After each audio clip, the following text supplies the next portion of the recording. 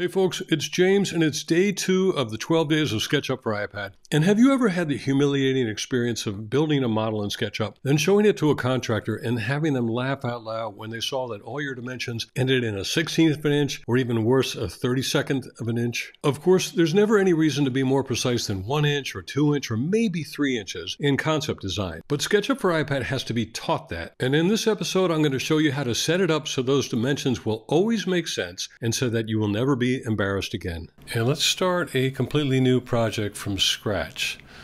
So I'll go up to the top left, hit create new, and up comes the SketchUp interface that I'm used to, the so-called SketchUp workspace.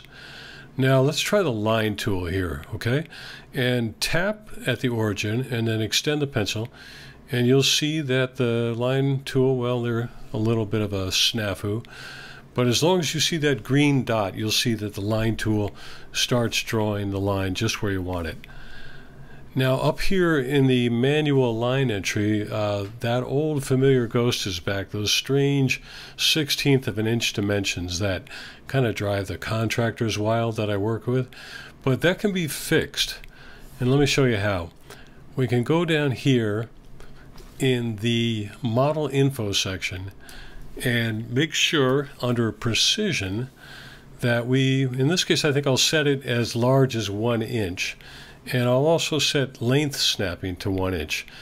And I don't know about you, but when I'm in early stage concept design, I really don't need anything closer than 1 inch. In fact, I talked about possibly trying to get a 3-inch accuracy, but the SketchUp people told me that was not possible. But check this out. When I draw this line now and I look up here, it's a little hard to see, but there you can see those lines are now extending by 1-inch increments. And I can even stop it where I want it. It's not that hard. Under normal circumstances it is, but I can make that, or rather stretch it to 9 feet 5 inch and not have to worry about manual entry of those lines. So getting back to our line tool, now let's draw a line starting anywhere in 3D space, not necessarily connected to any of these axes, and move the tip around to see how it snaps to the different axes. Then draw a line of any length back along the green axis. Now let's start a line at a right angle from the green dot, which appears after you complete each line.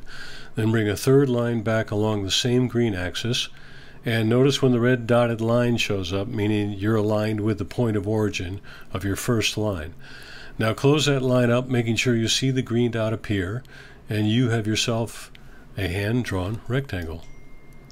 Now let's tap the selection tool, then tap on the rectangle once to see the surface activated, tap twice to see the entire rectangle activated, and tap the move tool and activate the move tool to move the rectangle back to the origin. So there you have how to create a rectangle or a wall plane with the line drawing tool and the rectangle tool. To go deeper and really master SketchUp for iPad, remember to check out the online courses I offer at the link in the description below. To keep learning how SketchUp for iPad takes your iPad architecture to the next level, click on this image, and I will see you in the next lesson.